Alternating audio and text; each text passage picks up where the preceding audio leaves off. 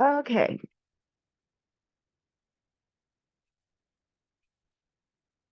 God love technology. I just did my entire intro with the sound off.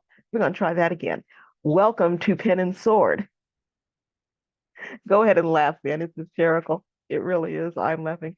Welcome to Pen and Sword, everybody. My name is Stacy Dyson. I am the head of Tesoro. Pen and Sword is our general open mic. So, yeah, I see y'all laughing at me. That's fine. So, glad to see y'all. We have an unbelievable feature tonight. The one, the only, the incomparable Phynne Belle. I'll rhapsodize about her a little bit more when we get to her feature.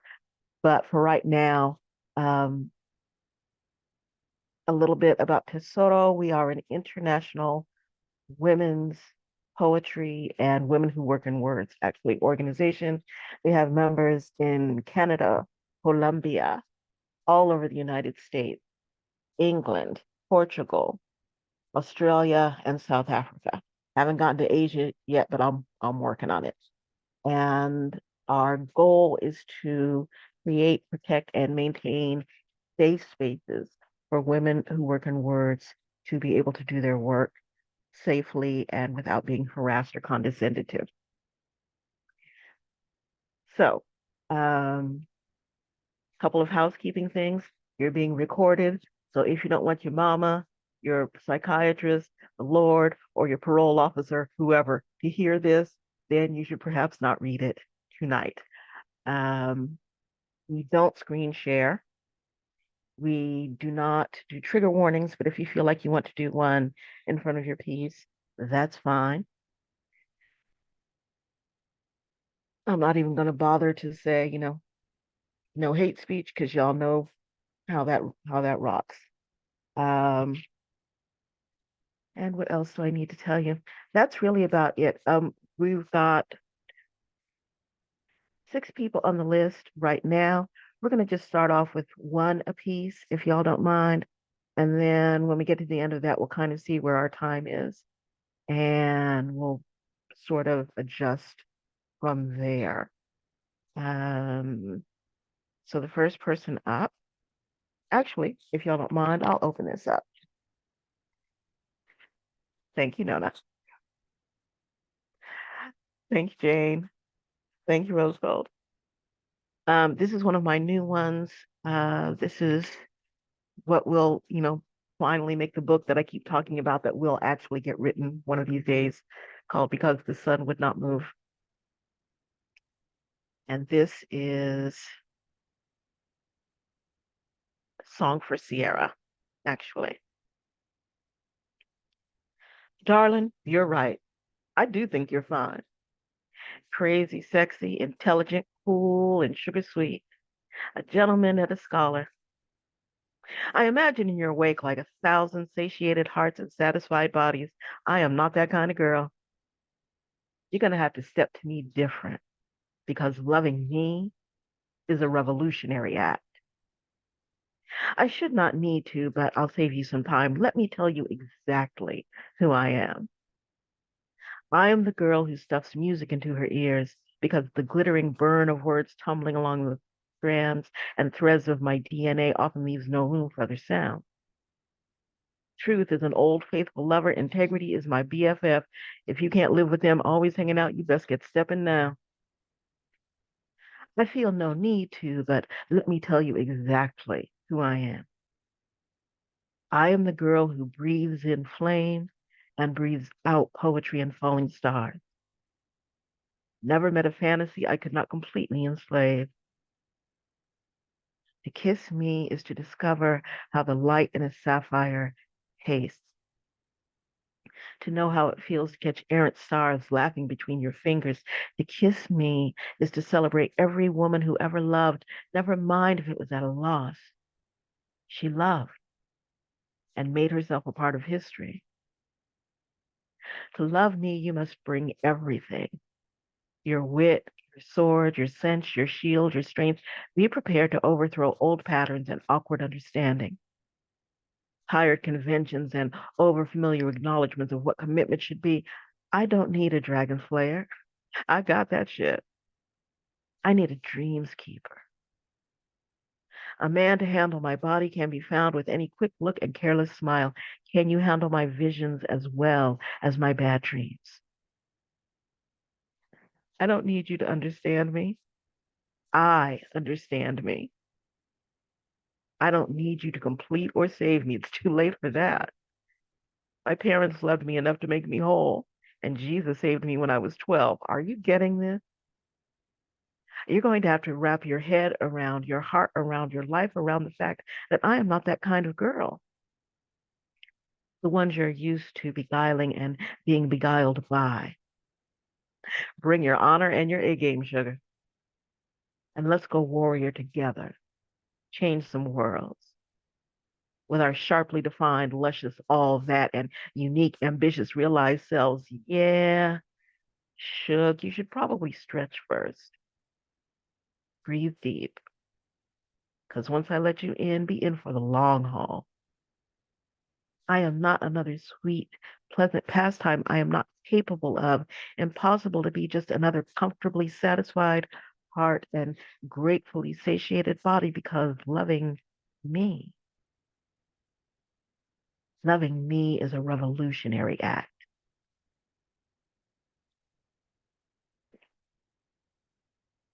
Thank you. Y'all are sweet.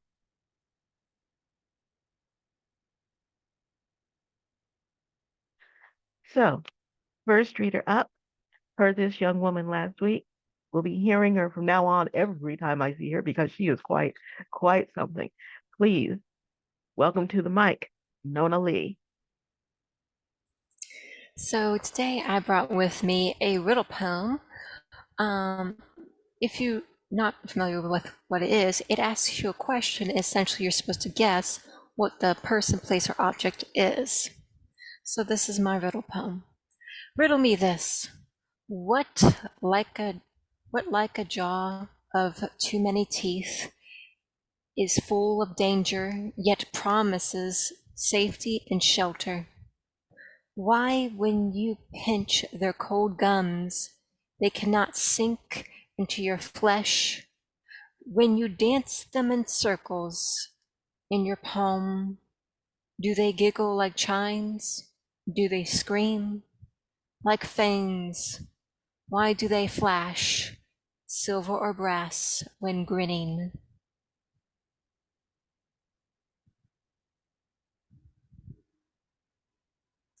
Now, for the fun part, can you guess what it is?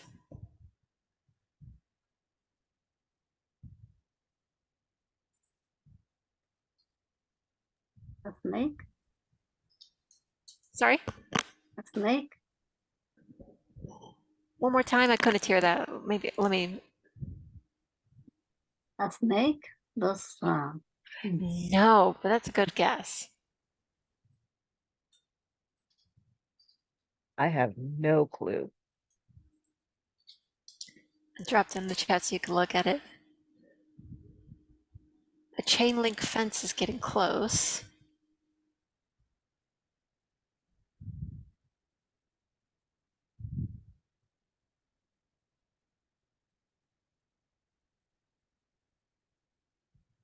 Hmm.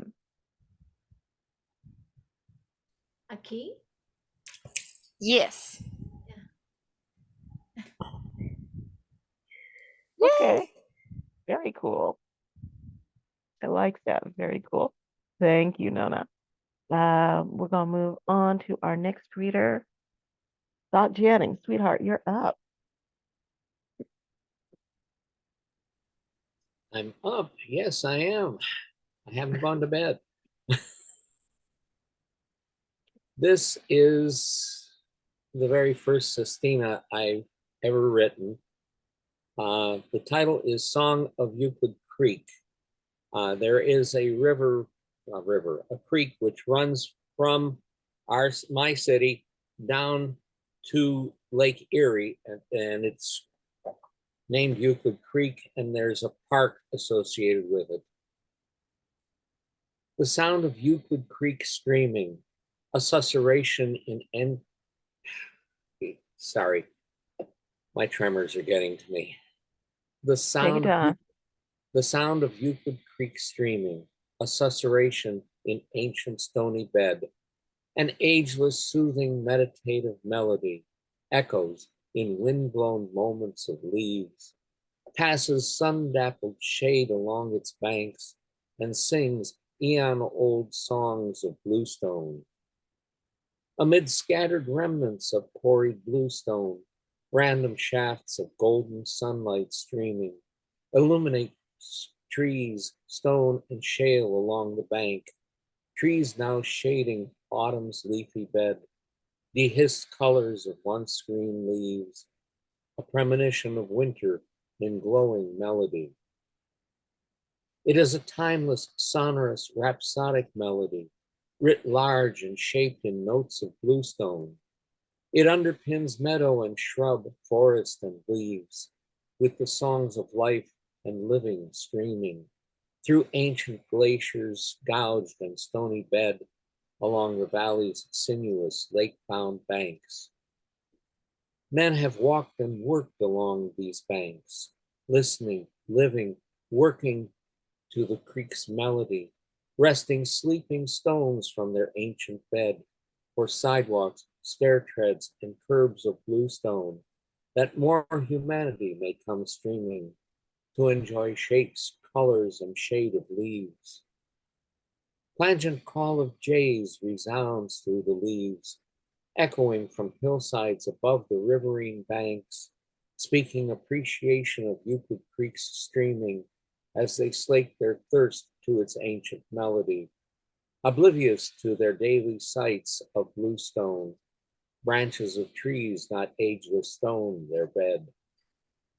Afternoon sun sinks slowly to its nighttime bed, adding darker shadows neath the leaves, calling forth arcane silent voices of bluestone, and shades of the past dim and darken the banks as the creek sings its endless ancient melody, and silvered moonlight comes streaming. And so we sing of Euclid Creek's stony streaming bed, accompanied by susurrus melody of leaves, echoing ever along lake-bound banks of bluestone. Thank you. Absolutely gorgeous, my word. Thank you. Coming up next on the mic, we have Adam Granger. All right. So for this, I'm adapting song lyrics I wrote into just reading as poetry.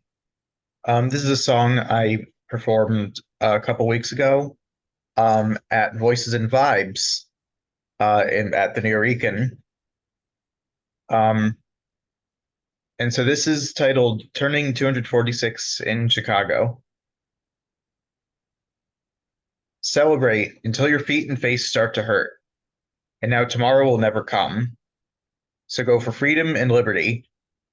Nobody gives a fuck what happens next. So pay for sanity and have your fun, but not for those whose memories are long gone. Now start the whole thing over again. When are we safe from ourselves? Isolation can only serve to kill. Communion can only help us grow. Celebrate, but not for those whose memories are long gone. And now tomorrow will never come. So pray for sanity and have your fun. When are we safe from us? Raise your right hand and wave your right to live. Raise your left and stand exactly where you are. Now march forward to your final destination. I think you'll find it's a big surprise. Isolation can only serve to kill. Communion can only help us grow. Learn to look inside of the mind and heal, not waving arms around in guilty pleasure. Connect the dots and feel connected to the story told in first-person point of view. I was there, she said, but thank fuck she made it. Pain and sorrow could be the last feeling you had. It looks so simple, but it's easier said than done to keep the same energy from the pandemic panic and hold accountable the evil and the manic. Pandemic, endemic, pathetic. These half-truths are told. Now watch your safety get sold. The consumer in you's been controlled. Lead cores are made of bank. Necessity is the mother of protection. Fight fire with fire, as said from the stage. Rinse and repeat after me. Lead cores are made of bank. Necessity is the mother of protection. Fight fire with fire, equipped with our tools. Only adds fire to the flame. When are we safe from ourselves? And to the ones who scream the right to have it all, but you reserve the right to take that shit away. And it's a hopeless cause when contradiction's unheard, and we plunge into chaos with no means of exit. Keep watch, stick together. That's the only way. It's a last resort to plead our sanity. And if I ever see you fall into the wrong hands, then I think we're going to lose our minds. When are we safe from ourselves?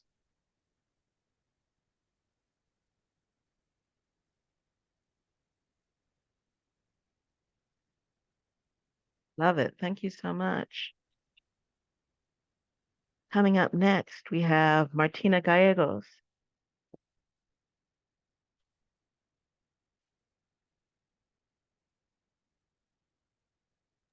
Oh, now? Okay. So this is a short poem I wrote back in 1981. I think I was like in junior high school and I was just learning the language. So it's called a poem. An inspired thought, a vivid picture of life, a description of humanity, a song that is never bought, poem, a sparking light leading to reality and showing all the faces, their feelings, sorrows, and graces. Poem, the knowledge of nature, the entrance to a world beyond the reach of a creature and beyond the reach of all. Poem, description of life, description of life. And I actually had to relearn English and my native language after a really bad stroke. So it's like, now they're about the same, badly bad. Okay. Thank you. Beautiful. Thank you so much. Coming up next, we have the poet Rose Gold. Hi. Okay. This was the pen mightier than the sword writing prompt that fellow Tesoro Ra poet challenged me to do. A sword can only kill you once. The words a pen wrought can assault generations. The accursed scribe may have given up the ghost centuries past, but still haunt your soul. The pen is finality. It holds the fate of tomorrow in its barrel. Once the rounds exit the chamber, there is no reverse. Pens up, don't shoot. Rewrite yourself to life. Blessed are those who spill the ink and baptize the faithful to freedom. Spirits are lifted from under the weight of scripted death, as on this day, pen writes its own history. Pen is easier to conceal, carry, quicker to draw, has the authority to both protect and serve. Such is the power of a pen. My bookshelf is a bigger crime scene than my kitchen drawer. Thank you.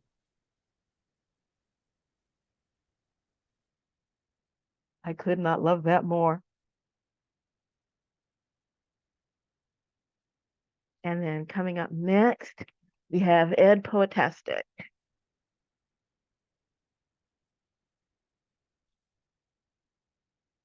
Or we did. Ed, are you with us? Yes, I'm here. I'm sorry about that. Hello, my name is Ed Potasio and Fantastic. Please take the time to join my rhyme with Sublime. Thank you for our wonderful feature. I'm glad she gave me some time. And let's give a toast to the host I love the most. Woo! Stacy! Woo! Dyson! Okay. My name is Ed Potasio and Fantastic. Please take the time to join my rhyme with Sublime. I have one poem, so I won't take too much time. This is called Everything from Mermaid, which our wonderful Phynne Belle actually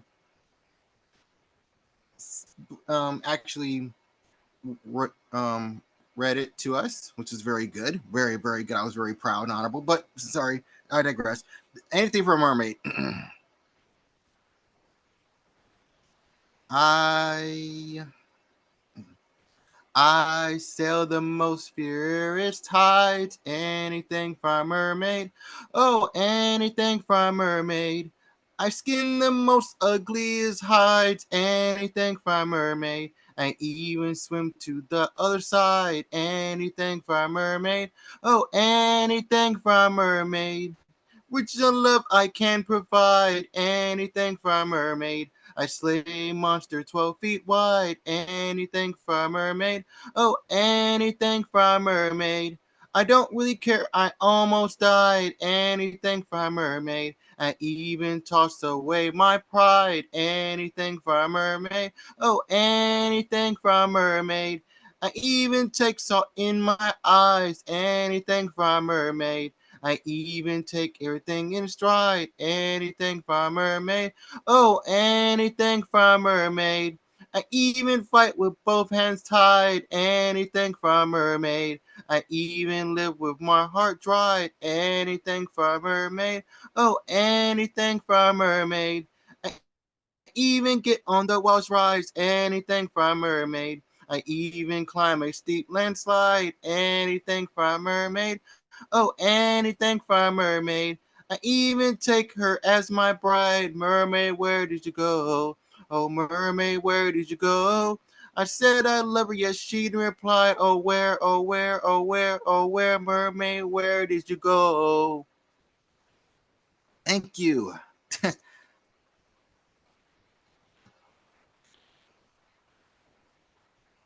Okay.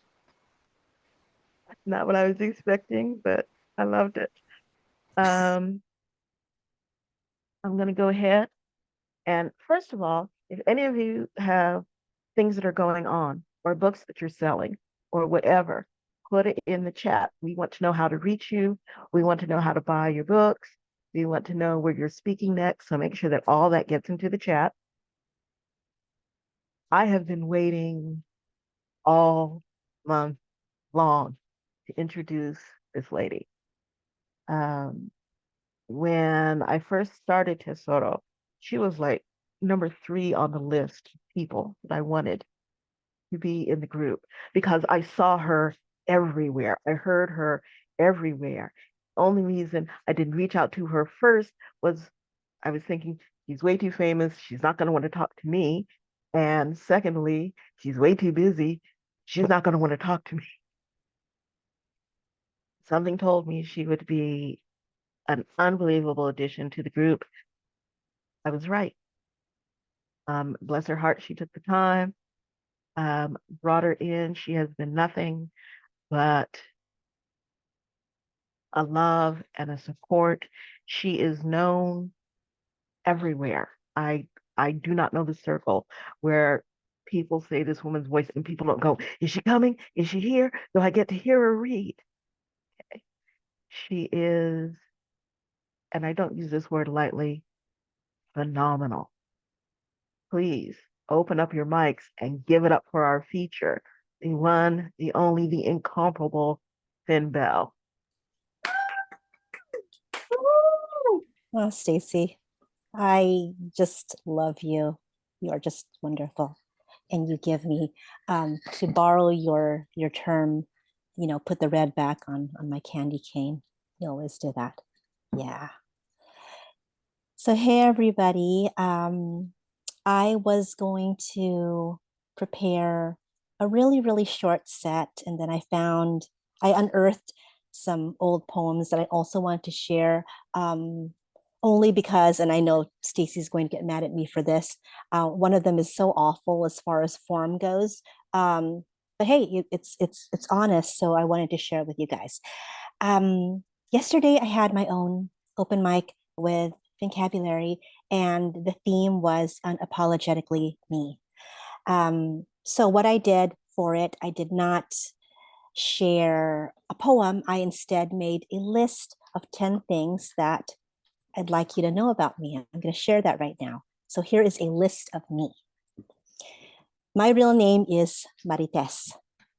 Filipinos usually give the first name of Maria in honor of Our Lady.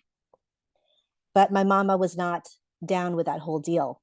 So she formed a happy compromise of Maria and Teresa to name me. So that became Marites. I am the proud canvas for 4 so-so tattoos. on my left upper arm, my left calf, on my right shoulder, and right wrist. We'll have to meet face to face, maybe, so you could see them. Number 3, if it isn't already apparent from all the material that I've posted, especially this month, I love all things macabre, and Halloween is my favorite holiday of all. Blessed be. When I'm bored, sad, or stressed, I sing show tunes or 80s hits. When I'm really, really bored, sad, or stressed, I sing show tunes or 80s hits in a bad Southern accent. Number 5, all my cats are named after flowers. All my female dogs have old-fashioned girl names. All my boy dogs have silly names.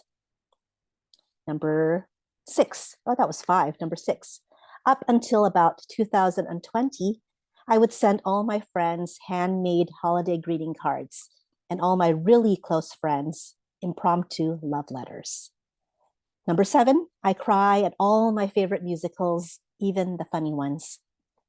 Number 8, meeting Nikki Giovanni remains one of the highlights of my life. Number 9, almost interviewing Jericho Brown is an almost highlight of my life. And finally, number 10, shocking maybe, but I've actually never been a big fan of rhyming poetry.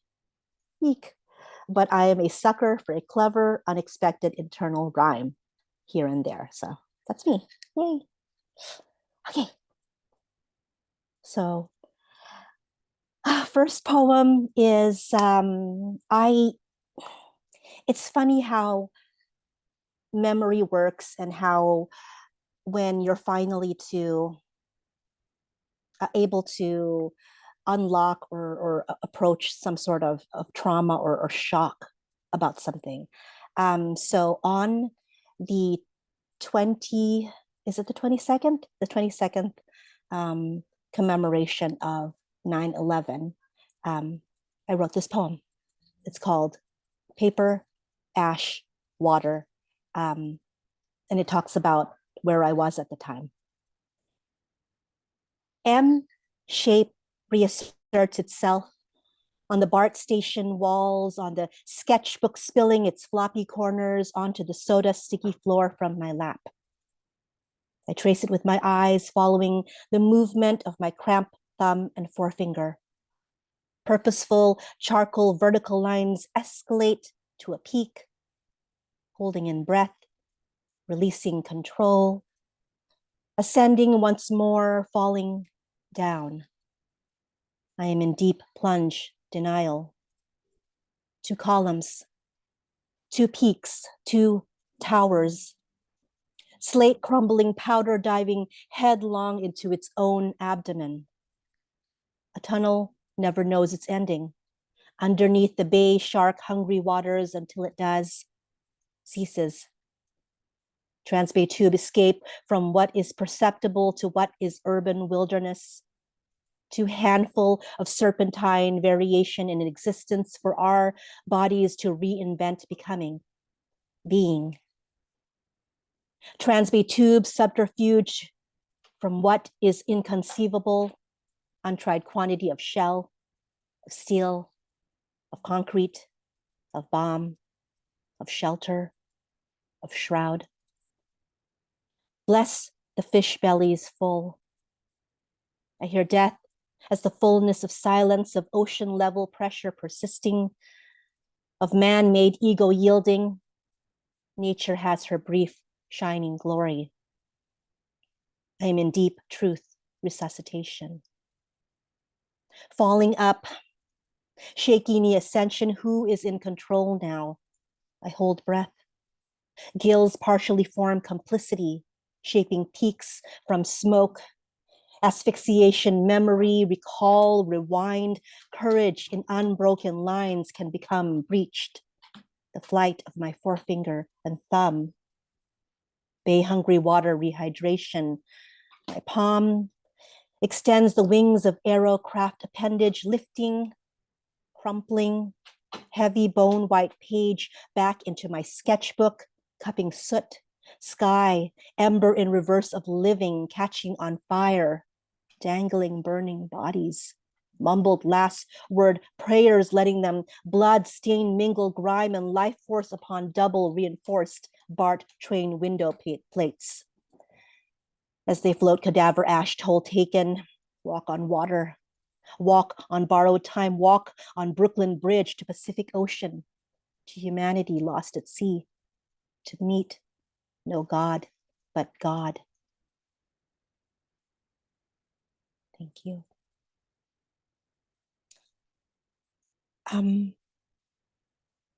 I never knew until maybe in my early mid-30s that somebody helpfully told me that what I sometimes do is called code switching. Never was aware I was doing that. So I gave it a little thought and I put some of it into this poem. This is called Doppelganger's Litany. When I begin days, I enter the room, or does the room enter me? A girl who wears my honey brown skin was in the room with me today, but she wore a slightly altered face. A girl visits me every day, a different one for each way the sun positions itself through my open window. She comes through and sits in perfect quiet and smiles, waiting her turn to speak, waiting for permission to move. When I am ready, when she is ready, she looks around, takes the complete measure of the space, opens her mouth wide, tasting the air with the surface of her hard palate, much like a cat. A quick flick of her tongue to confirm all she needs to know of this new world beforehand. When she is done, she swallows the room, or the room swallows her. The world wants me to only be pineapple exotic. Pray for us. The world wants me to please speak only English in here. Pray for us. The world wants me to clean up their mess, but go back to my goddamn country. Pray for us. Let us pray. When the world creeps between my thighs, it impregnates me by force. It calls this debacle an immaculate conception, feigning an unsullied white. But doesn't virgin sacrifice demand blood, and doesn't blood stain red and then rust? Today, a girl comes and decides whether to sip or gulp down this room. When she can pass beneath notice, she breathes a sigh of relief. She has always known she was only as good as each face she made, sure to tuck and smooth over the previous face rotting underneath. Do not take the blessing of code switching in vain. Blending in is a gift from the gods. Our Lady of Culture gone to the wayside, pray for us sinners. Amen.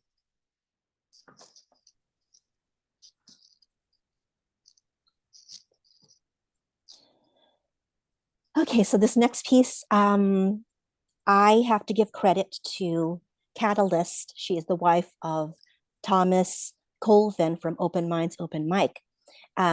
She created a style of poetry called the Cyclops poem.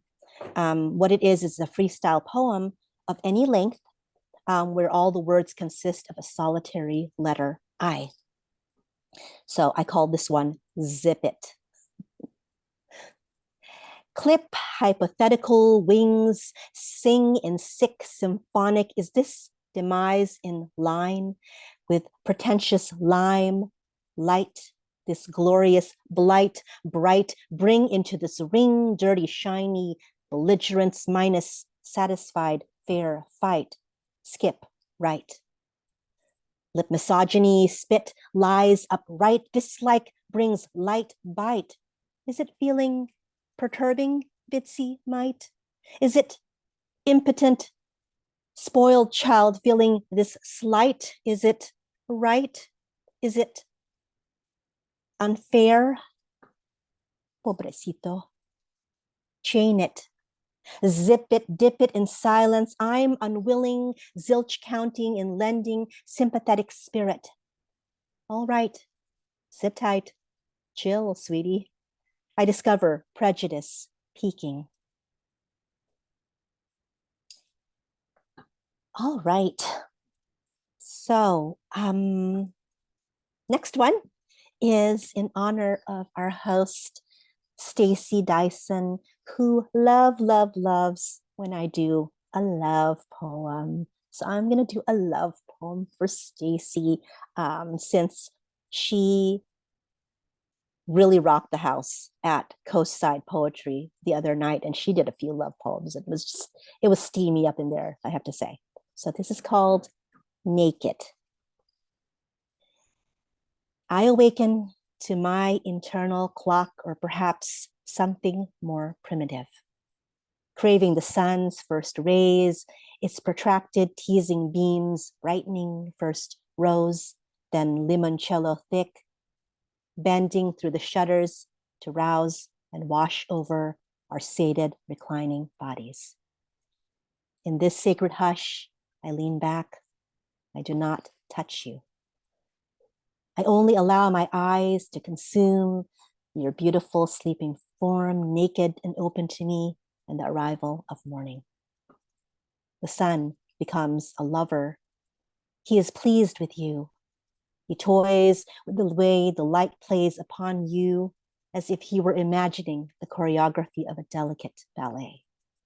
Dancers in ecstatic fugue, rushing without thought down the strong slope from your shoulders to your back, delighting in the challenge of scaling inch by inch the majestic hills formed by your succulent, exposed buttocks.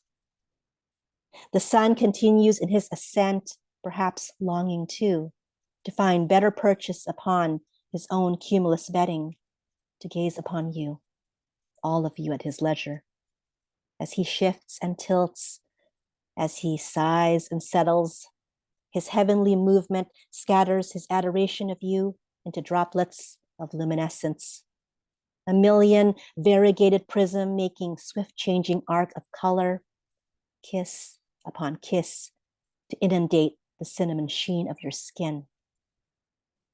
He has painted you, recreated you a favorite Adonis of many hues.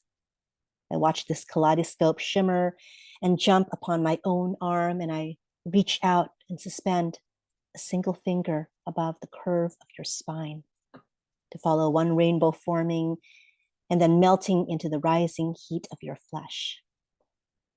I am envious of that intimate act, wanting to press all of my own waiting nude shape into yours again, diffuse in the covert way that our bodies know and recognize each other, like memory, like instinct.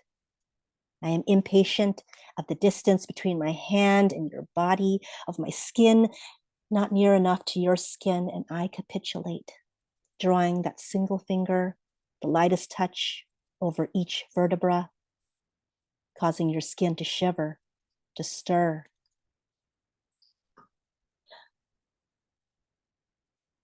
The sun, vain and amorous, refashioned you an Adonis, but I cannot help but think that this is the vision Psyche's eyes first alighted upon when she beheld Eros by dim candle in all his unclad glory.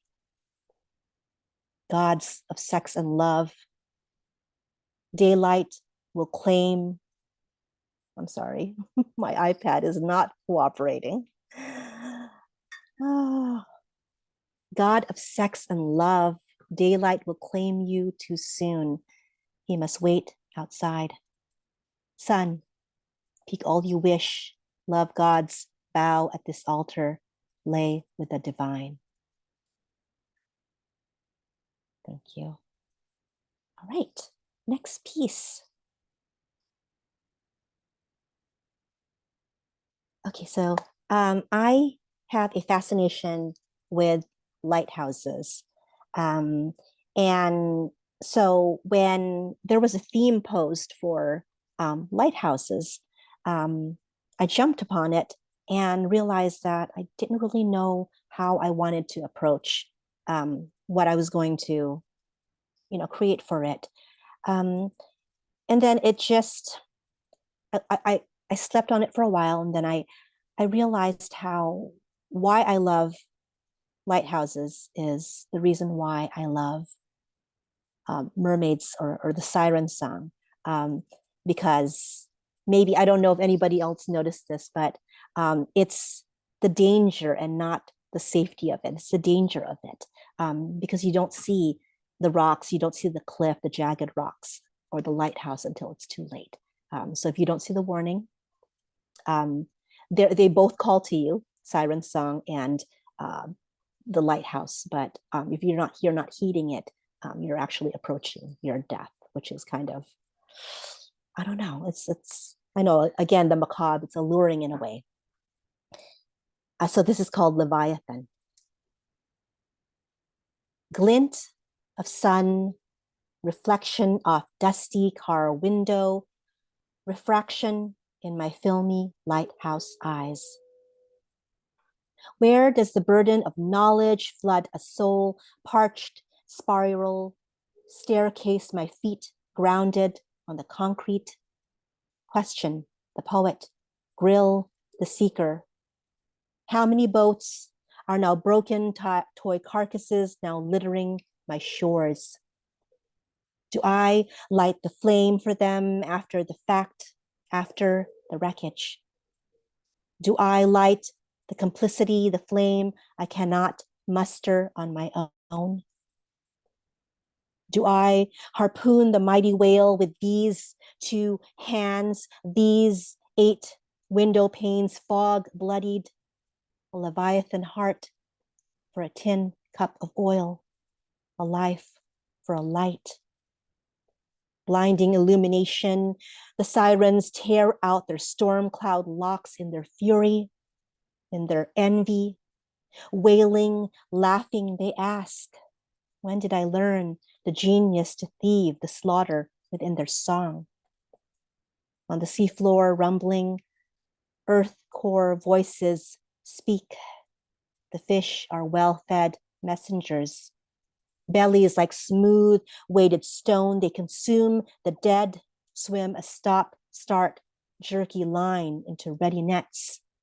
Survivors discover fire, light the world, become the sun, become the gods. Gut their gasping catch. Find sailors lost at sea, spill forth dining on one another's rot.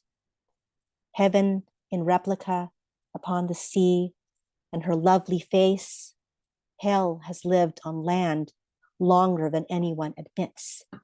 The poet, the seeker grows restless. Wanderlust cannot hold memory fast in ghost eel heads. Conspiracy among the bees, the air. Was the solitary lighthouse always right here, landlocked? The ward of the stalwart rock?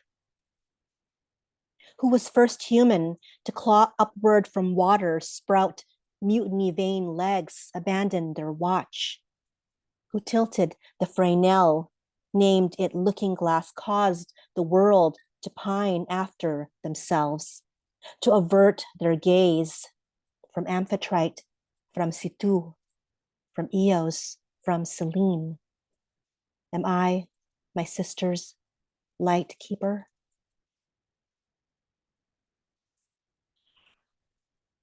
Okay, so that piece I was talking about at the beginning before I began my set, that's the next one I'm going to share.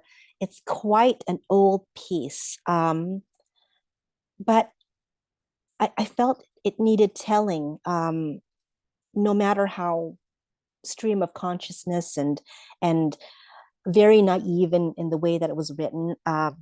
I left it intact the way it was. I want you guys to hear it that way. In reading it myself, I felt a lot of this.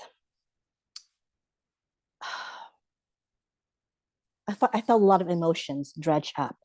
Things that I was considering about how I approached as a young girl, my own sexual autonomy, the idea of consent. And so it was hard. It was hard rereading this poem. But you know how, like what they say, you have to go through something, in order to get to the other end, not over it.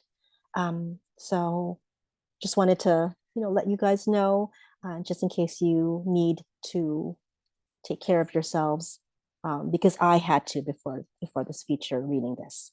This is called Cry, Dallas.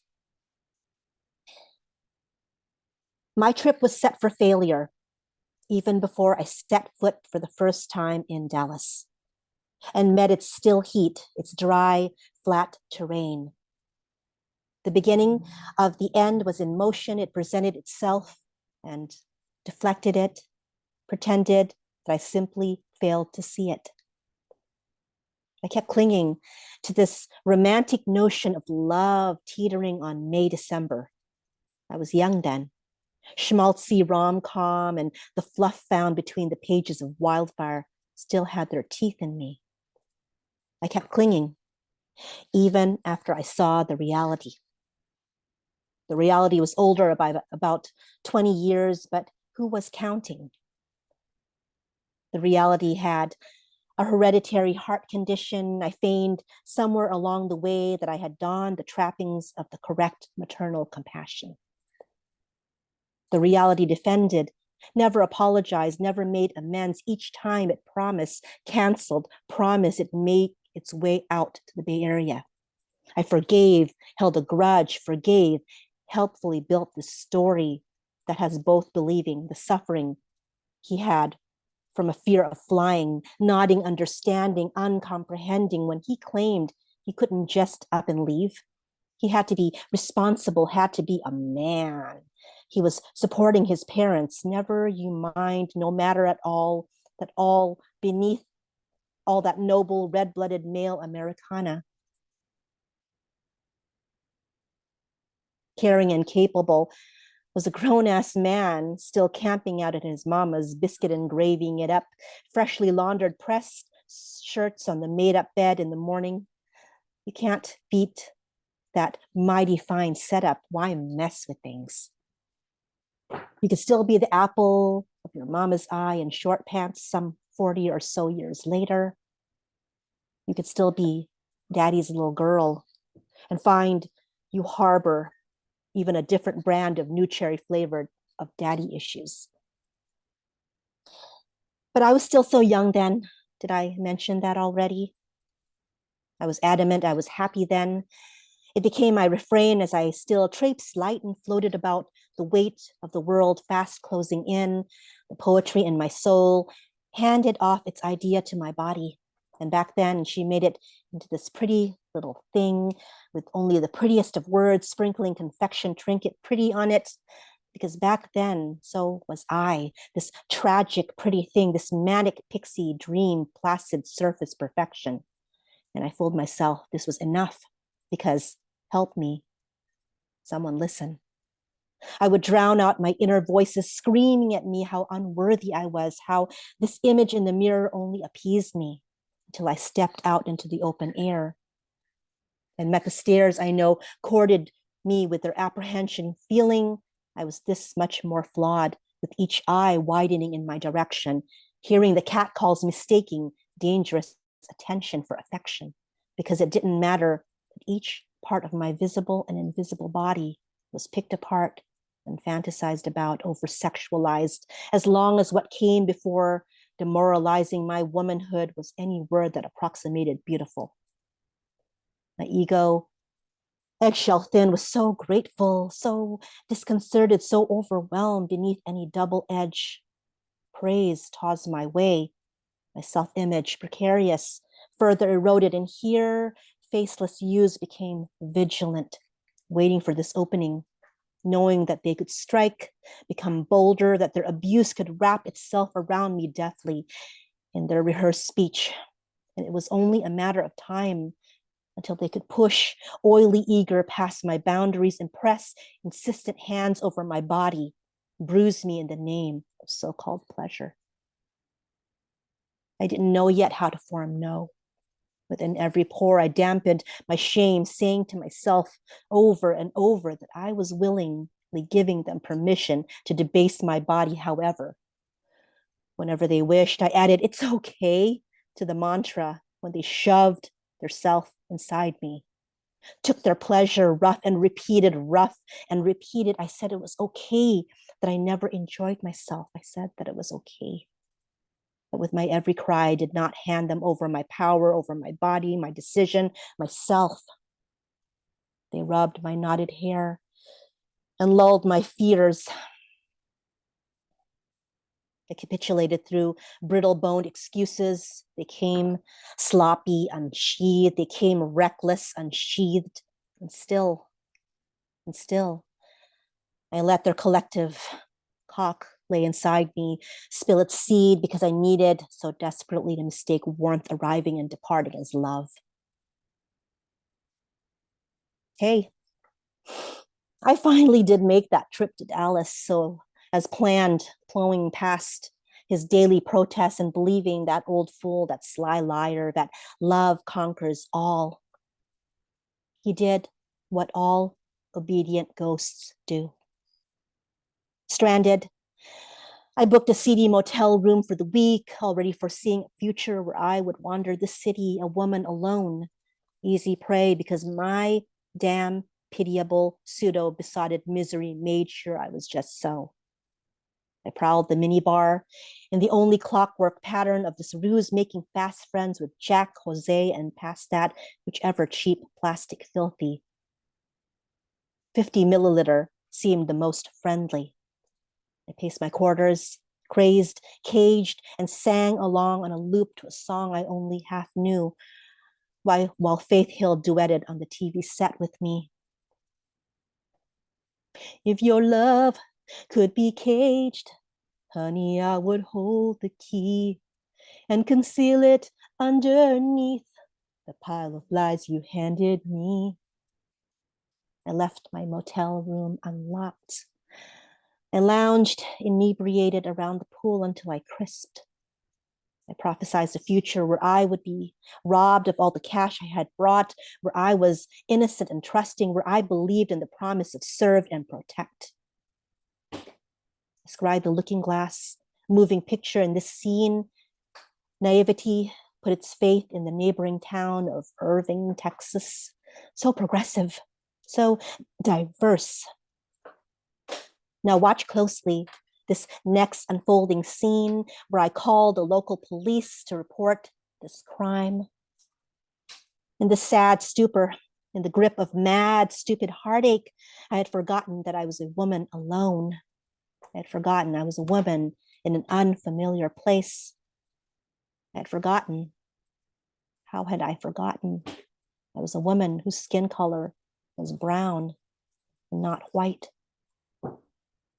I began to sober up, but could not pull tight the corners of myself around me, could not buckle down and stand my ground rapidly enough, discombobulated when the officers, little by little, questioned the purpose of my visit to their upstanding town, questioned my intentions, questioned the clothes I was wearing, questioned my mental well-being, questioned my character and morality.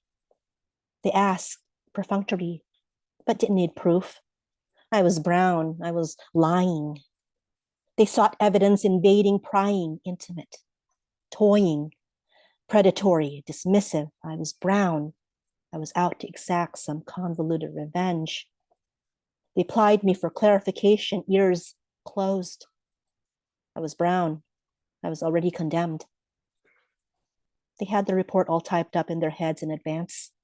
I was soliciting a poor, hapless, older white gentleman. I was a whore.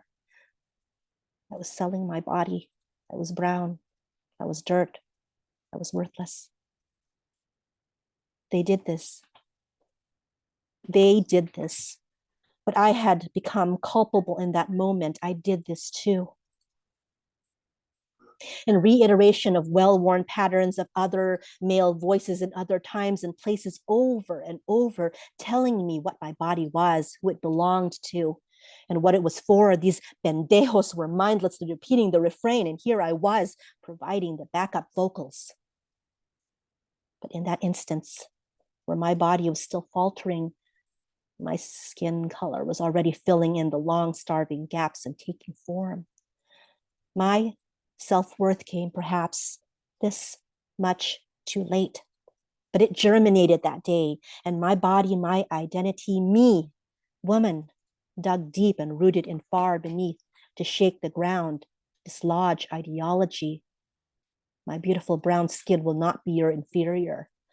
My womanhood, universal void, juicy pink, unfathomable, spits out your propaganda of a weaker sex. What I wouldn't do to go back to that day and the days before that, head held high, my crown centered. I will not blot out what happened. I remember, break down, and refine courage. I will fix what I helped to break along the way. I will roar. I will not be muted. I will lioness my ancient mothers. I will fire dance past indignities with my pride. I will roar and not be muted. I will lioness my lineage. I will fire, sing my sisters to their safety. Do I still have time, or should I stop there? I should stop there. I should stop there. Yeah, okay. I should. No, you shouldn't. You have all the time you want, honey. Do your thing. Okay. Okay. One more. Take a deep, Or take a deep breath two. first for me. Thank you. Thank you. Oh, I'm sorry that took a lot of me. That's okay. So this next poem is called Mintaka. Mintaka, I'm going to give you a little bit of history. It refers to the star seed with an affinity to water. And it possesses a great power of healing and premonitory dream vision. I also researched further, and Mintaka is one of the brightest, most visible stars in Orion's belt. So I did a little bit more digging, as I'm wont to do. And here's a bit of interesting trivia too. Orion, in some Greek mythology accounts, was the hunter who raped a princess named Merope. When her father, King Anepion, rejected him as a suitor. That's it. So the long story short, Zeus, the supreme and notoriously most rapey god in the Greek pantheon, rewards Orion by making him a hero, immortalizing him in the constellations. Go figure. Sit here now, hear this story. The day I reincarnated mortal flesh, fin, and sugar glass bone landing starship upon a Monday evening's dying planet. Sonar wave Rhea, awaken Titans, see my plumed, prideful fishtail, ruin my smeared, gashed lip. Vermilion brilliant, breaking a winning streak. It was in that instance you bellowed, stunned. Smitten, I paused. There was nothing laced in the impending icebergs melting in my drink. Here, I birthed a practice of copying down misshapen excuses sent in my direction on wake of frenzied moving water. Poseidon's bow, slipshod, cocksure proclamation you asserted, unbending even then. Brine and tang, I murmured back. Who between the two of us was bothering to keep count, to number days in correct order when I was already tracing the maddening shape your lips took, to round out its vowels, to soften their frantic release in my direction? You consciously dimmed your flame, this flame inside your hurricane lantern chest. You cupped long fingers to surround it, to guard it, to keep me from deciphering it, while your essence, your combustible you, hiss between our untended gaps, your fire not wanting to churn vaporous, deplete my approaching whirlpools, my water not wanting to douse you, so wanting to swallow you whole, not wanting to want you, wanting you. I felt the newness of how my bare skin screamed beneath siren scale, rapturous holy fire, where you singed it that very first time. I remember us awakening the fall in November. I remember us quickening rebirth in December. I remember us come July, seasoned to the season's changes, and impatient to cast out pretense of distance and cold, how the hot wind chafe of your touch, testing your come-ons, pressed down, unyielding gust on my throat and cheeks. Summer fling sweltering blistered. Freak occurrence, dog day squalls, you never hung around too long. Your destination then far abroad, scattered and untold. I had known in Mintaka, spirit ascending, I would gift you my devotion, I would rainfall you my patience, coax poppies forth from the cracks of you, desiccated earth of you. Nexus birthed soul, it was in this place we created, comprehension dawning. We witnessed the way we halted the tumbleweeds rolling in their southwest wandering. We rooted in oasis, became wildflowers of every riotous color, burgeoning life into the desert.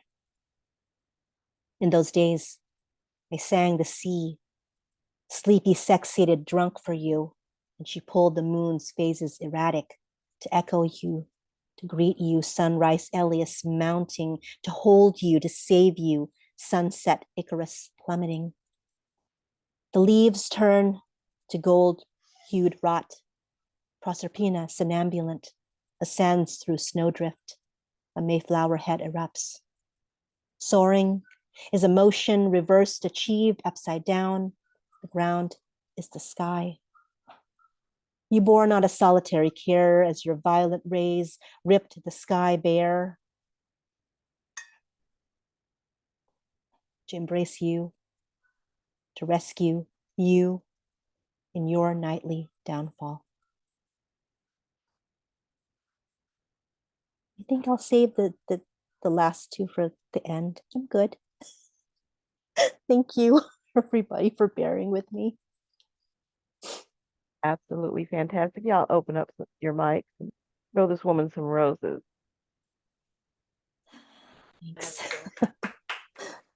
Beautiful. Roses. Wow. Oh, roses. Beautiful. This is why we must protect the bears,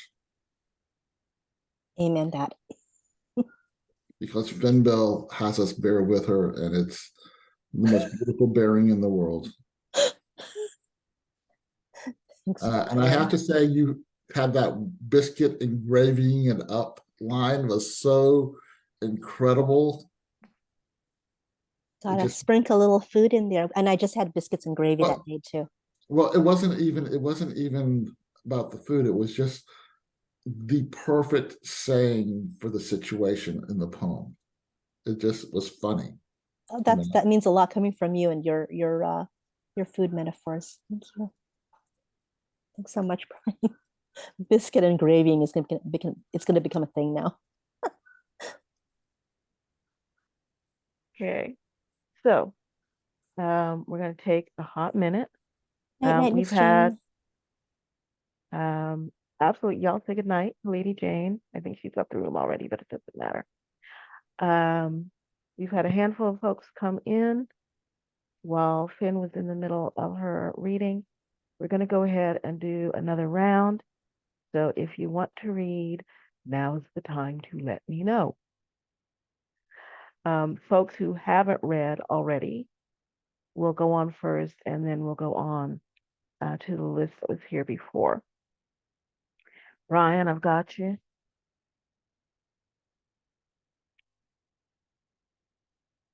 Is it just one poem, or can we do two poems? Just one. Okay.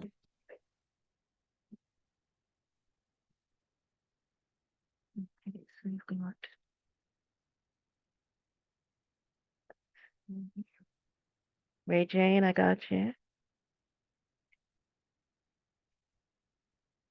Edith, I most certainly have you. I was waiting on you for the first round, but it's okay. Okay.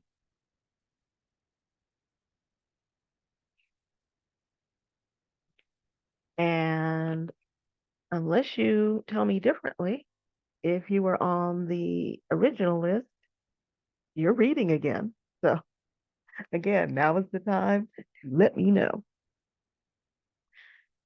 Let's see. So just to refresh your memory, on the beginning list, we had Doc, Adam, Martina, Rose Gold, and Ed. So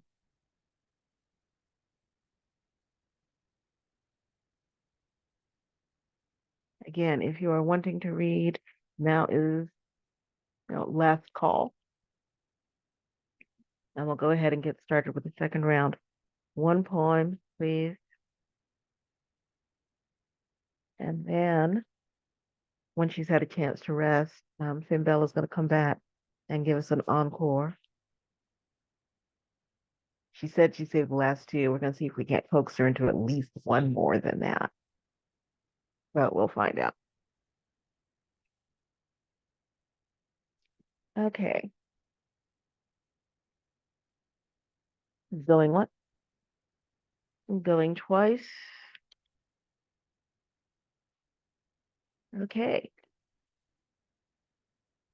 Adam, I got you. List is closed.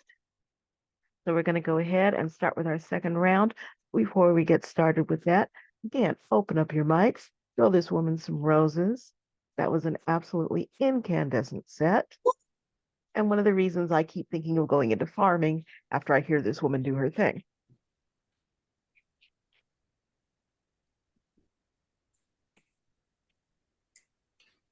Okay. Now, before I even get started with that, if you would like to donate to the flow, all you have to do is go to poetswind.hotmail.com on PayPal. 90% of everything that you donate goes to the artist. 10% comes back to Tesoro, so we can keep doing shows like this and our aperitif concerts and Woman Heart. It helps us keep the lights on. So again, if you would like to donate to the flow, it's poetswind@hotmail.com on PayPal. If you don't have PayPal, but you want to donate something, let me know. Lord knows I have every Cash App known to man practically. And we will make sure that Phynne gets paid one way or t'other. I've already put that information in the chat, but I'll put it in again just so y'all know. So starting off our second round, we have, let me double check my list here. Generalissimo Franco.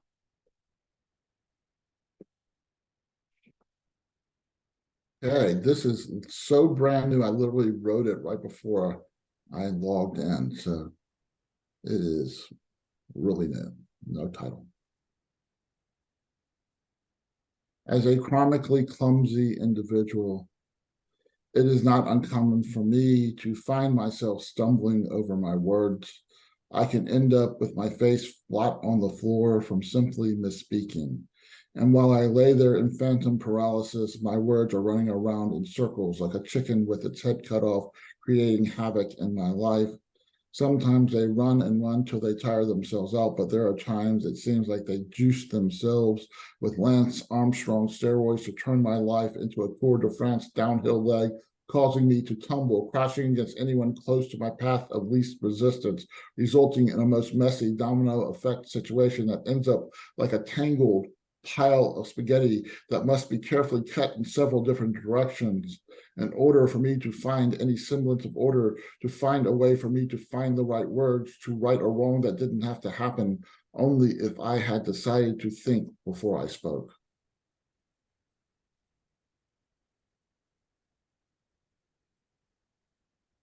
The end. I love it. Thanks, darling. You hear that? She called me darling. Okay, coming up next. And before she forgets to do it, I'm going to do it for her and plug this woman's new book, which just dropped, She'll tell us a little bit more about it. Yes, yes, indeed, you will. Next on the mic is Ray Jane.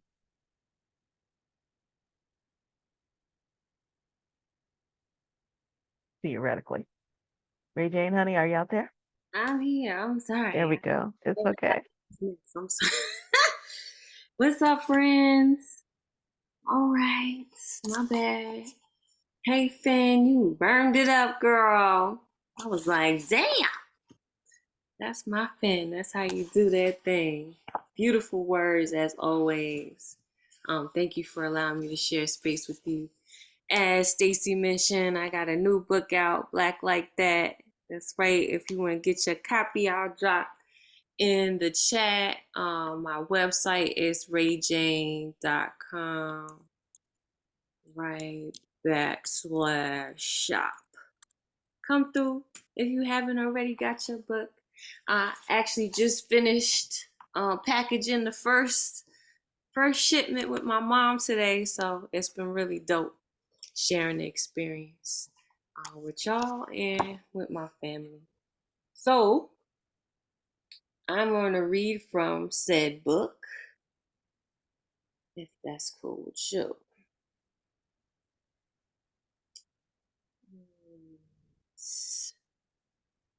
I'm gonna read.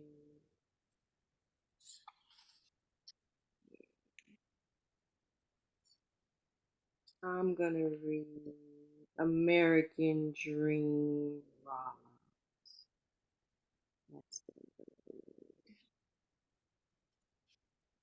I ain't even asking for nothing crazy. A passion lucrative enough that work is a hobby. So I can stop buying scratch-offs and talking to myself in slogans, 'cause you never know. I just need a few milli. I ain't even asking for nothing crazy. Just enough to negate financial chains, to break the lock on freedom, to have it defined by something other than lack. Take all my niggas to Webster's crib, wondering why he ain't never said nothing good about our mamas.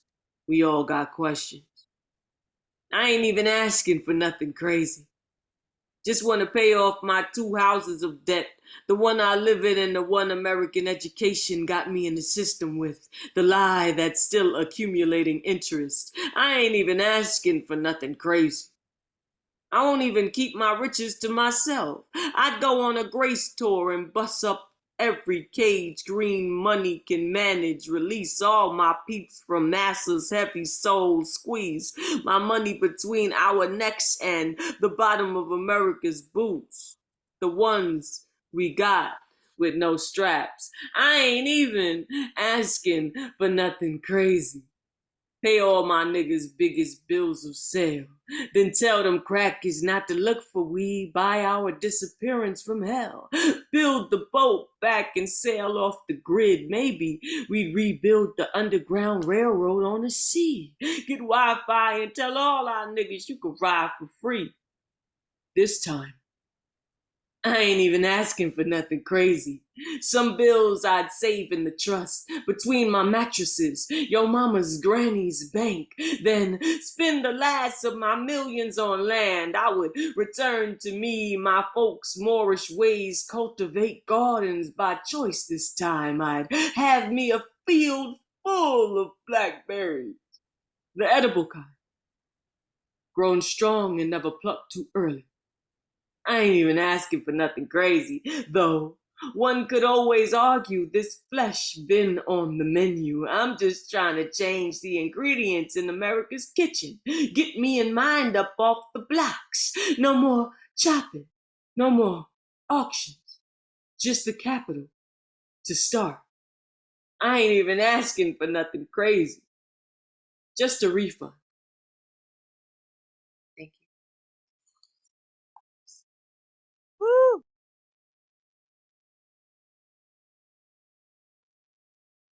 Buy the book. Okay. I'm just going to put it out there like that. Buy book.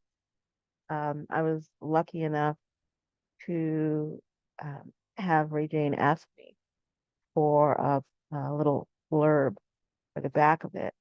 And I remember reading it and sitting there. And I surprised my head is still on my neck because it just kept going. I could not believe the depth and the humor and the wit and the technical beauty and just buy the book, y'all. Let it change. Everybody needs their life changed every now and again. Buy the book. Let it change your life. Having said all that, this woman turned in the most incredible performance for our aperitif concerts a couple of days ago.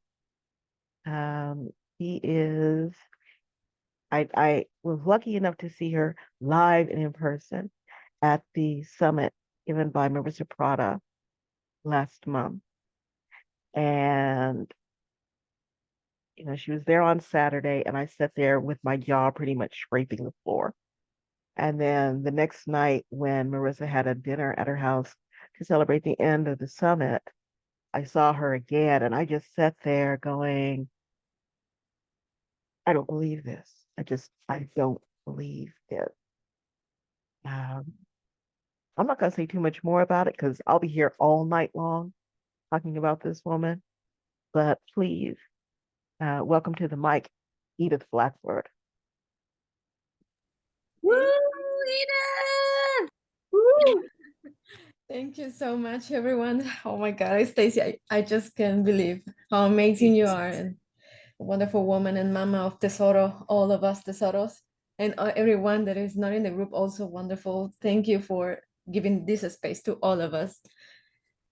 Thank you, Phynne, for your beautiful sharing. Your set is just moving. I won't say more because you know how much I love that. It moves a lot to me. So thank you, really. Anyway, so this is a little bit on the flipping side of that difficult poem that Trisha did, Marites. So of how to be loved in a kind way, in a good way, in a proper way, so to speak. So hope you like this, and a little bit of music. So let me know if you can hear that, and my voice as well. Just give it a thumb up. Thank you so much. Okay, so this is called Battle of Ecstasy.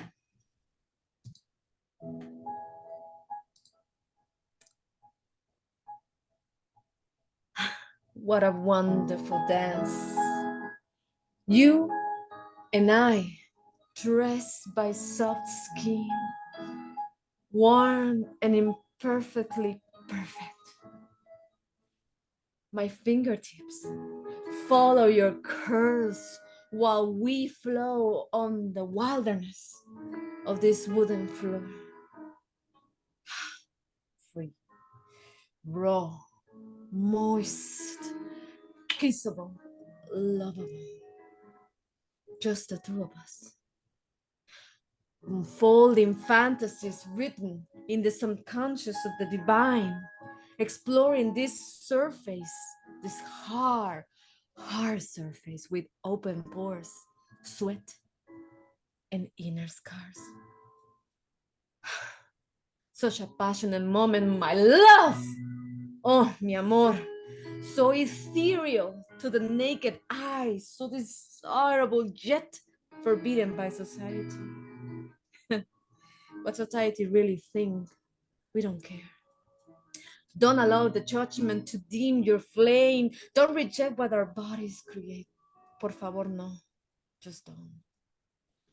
You and I, accompanied by the external melody of the streets, the taxi cabs, the stubborn horns, the rushing crowds going to work, not knowing what is going on. Here with me inside. Hearing you inside.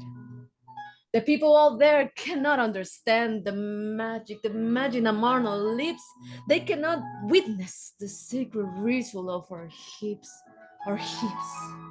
Nobody but us will free the vortex to the sky, a tornado of emotions coming from our bellies. Oh, what a delightful deal.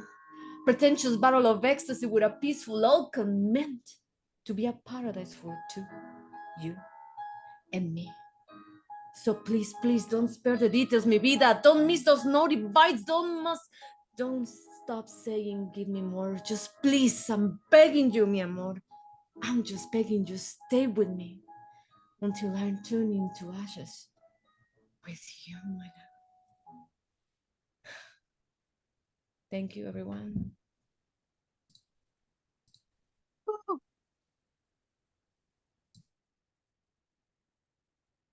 I'm not quite sure anybody is really brave enough to follow that. So we're going to take a hot minute.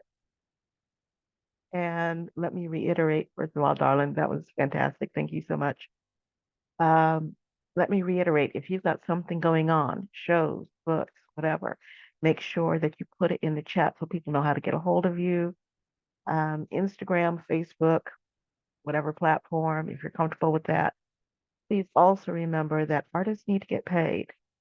And anything that you donate tonight at poetswind@hotmail.com on PayPal, 90% of that goes to Phynne Belle and 10% comes back to Tesoro so that we can keep sponsoring unbelievable poets doing unbelievable things.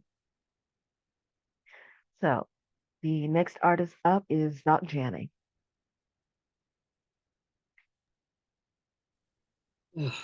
How do I follow someone like Edith? Fabulous, fabulous. With a mystic voyage.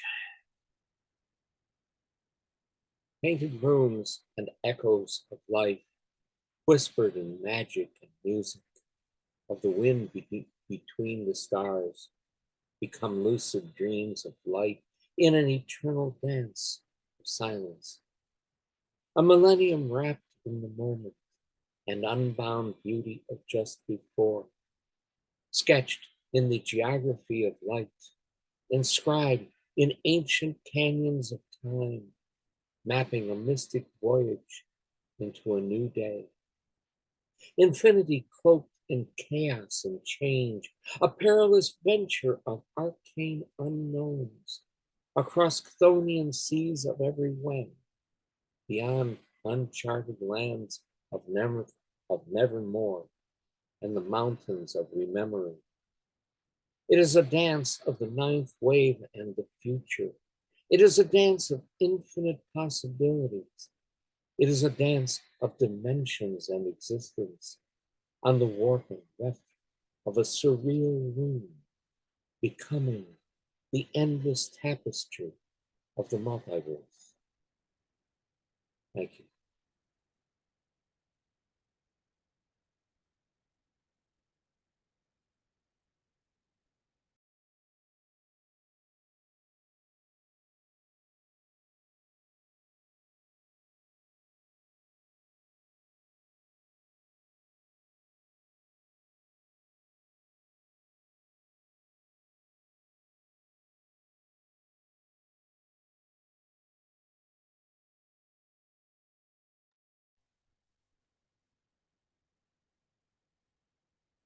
I guess Stacy got knocked off for pins.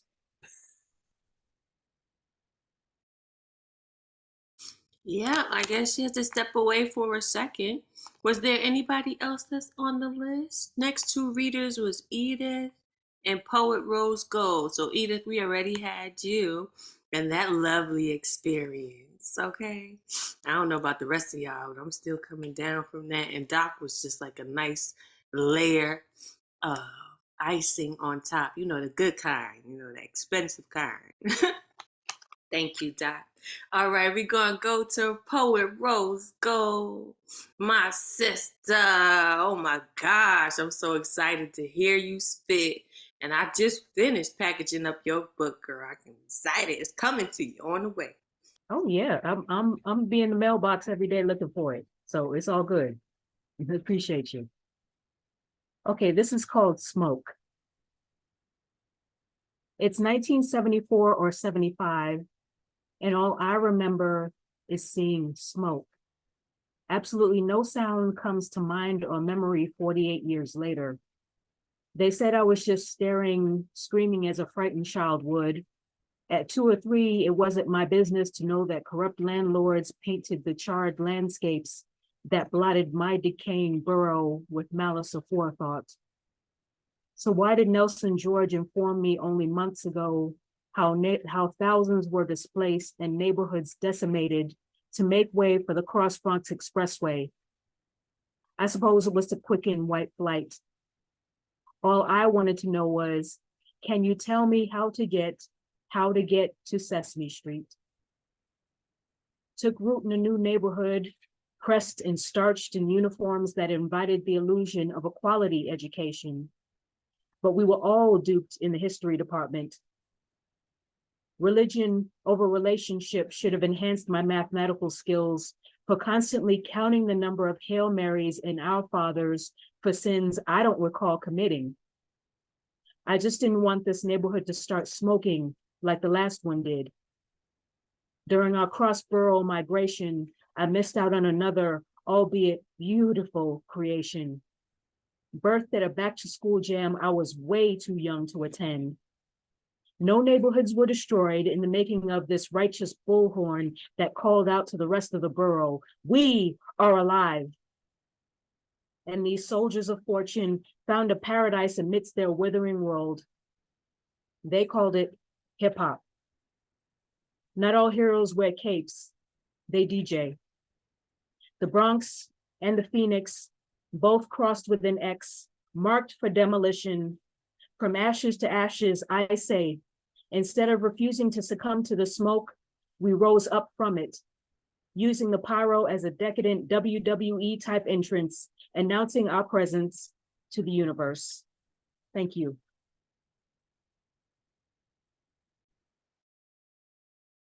Woo! Yeah, told y'all. Absolutely.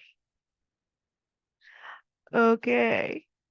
Coming up next on our second round is Ed Poetastic. I think he might have left. He may have. I do not see him on the grid. Ah, well, unfortunate. So right before Belle does her encore, I'm going to throw in one more. This is a really old piece, and I've resurrected it. I'm not quite sure why, but it seems to be working, so why not? And there I am, smoking blues at midnight. Talk and testimony and down and dirty did me wrong, or old-time eloquence to come see about me. Whispering tears or shouting secrets about that gal you thought you left behind. And there you are. Cigarette after Perignon, a red star nodding to drops of diamond, watching me through closing time Courvoisier. As if my notes brushed your nerves into fire. Your eyes hot and hazel brown, hooded and rich with the silhouette of my body in sequins and blue-gray shadows and saxophone. Hands smooth and nervous, tapping ash, keeping time, cupping the shutter of lit match halfway to your lips. Do you understand that just to say once, hello, would land my heart like a dove between your fingers? Hold me to your bed and body like warm silk and comfort.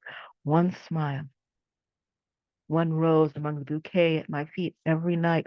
I have hundreds of fans, but only one desire. You.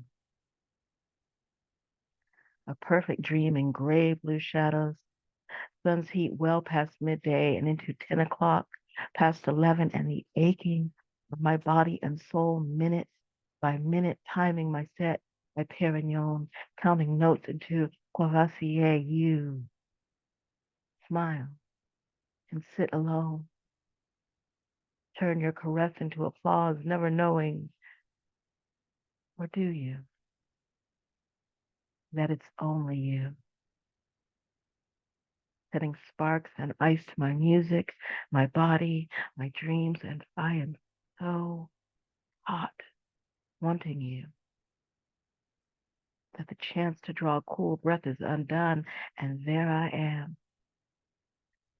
talking, moaning, shouting truth, whispering tears, sharing every secret I have ever had or held with you, and smoking blues at midnight.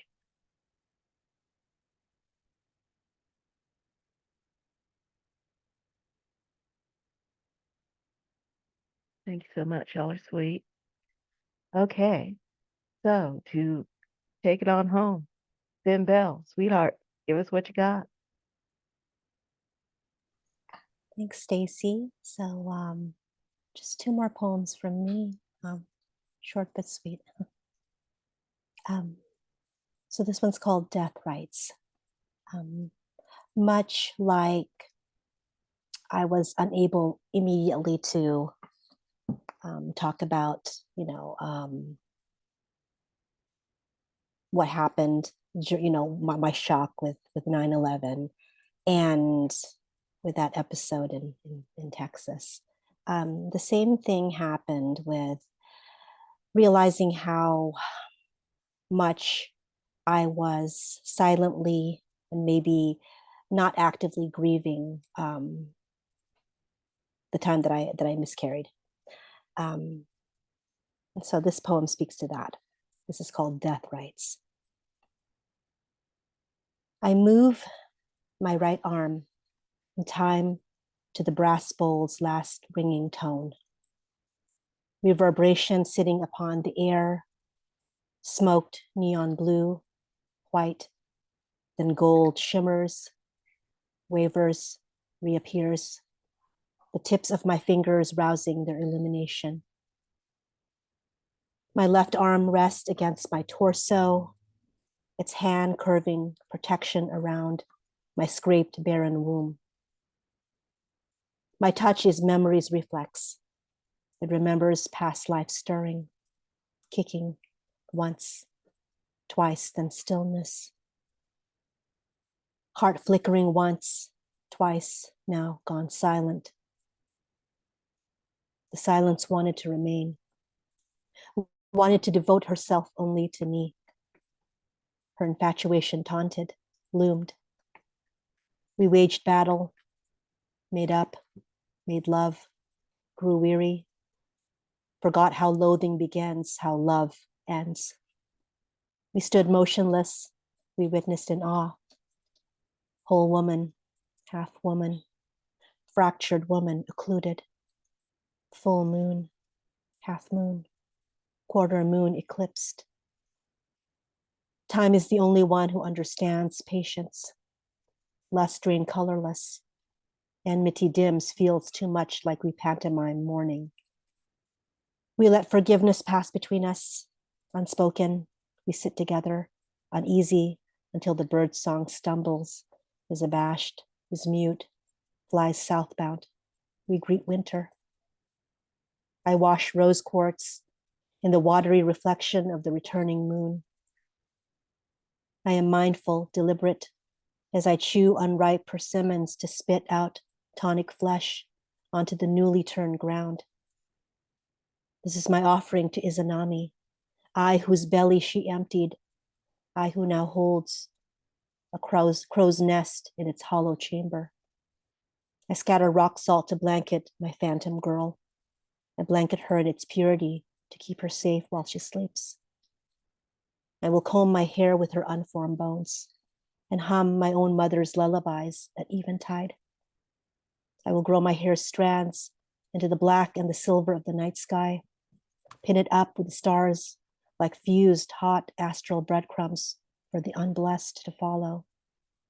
I do not know how to map these shifting constellations, course a path that leads wandering souls through life and death. I find myself in the clearing. I find myself in the netherworld. I find myself in the charred heavens. I am lost. And then the last one for the road. I always open with this one. So I'm closing with this one just to make sure there's good luck. It's my good luck poem. And it's a tiny love poem. It's called June Bugs. I want to cut my heart out of my chest, be my own offering to you, because you would have me, because you look at me with those eyes that want to nourish all of me and fill in my gaps. I inhaled the starlight that got caught in my hair as we ran like little children in total abandonment. We ran through skies, turning their lights off one by one. Last flickers of lilac and rose as they feigned sleep. We ran through wet sand that nipped our toes and tried to swallow our feet. We ran, meeting waves, trusting even if we could not see them in the dark. And then we stopped, astonished, as the world around our calves bioluminesced. I exhaled your starlight. I exhaled it regretfully because it was fire in my belly. June bugs kissed your drooping eyelids. Thank you.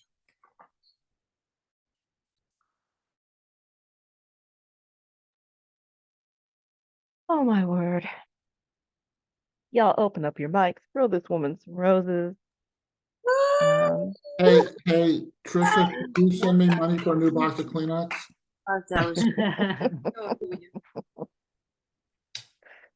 Oh my word. I always enjoy these. I don't know when I have enjoyed something more.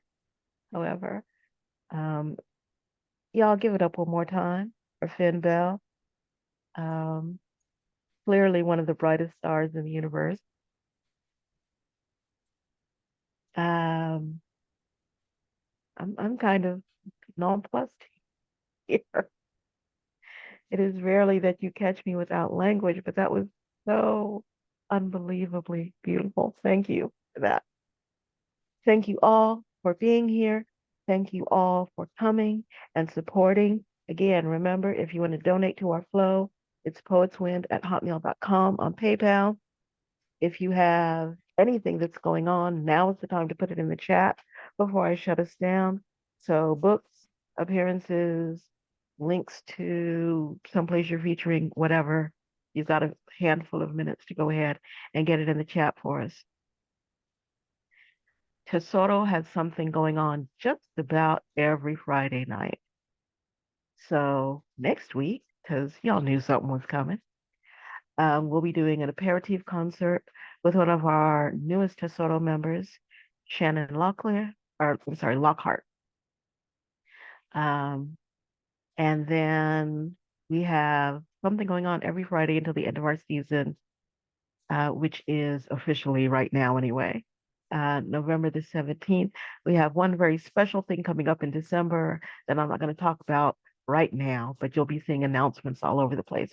So keep an eye on Instagram, keep an eye on Facebook, keep an eye on the Tesoro website, which is www.firesingers.com. Because we definitely intend to end the year with a bang. Buy Ray James' book. I'm not going to keep telling y'all, okay? Just buy the book. Wherever Phynne Belle is going to be, find out and go and watch her. You know, throw roses in person if the venue allows that sort of thing.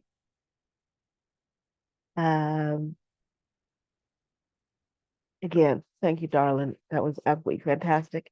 Thank you all for coming.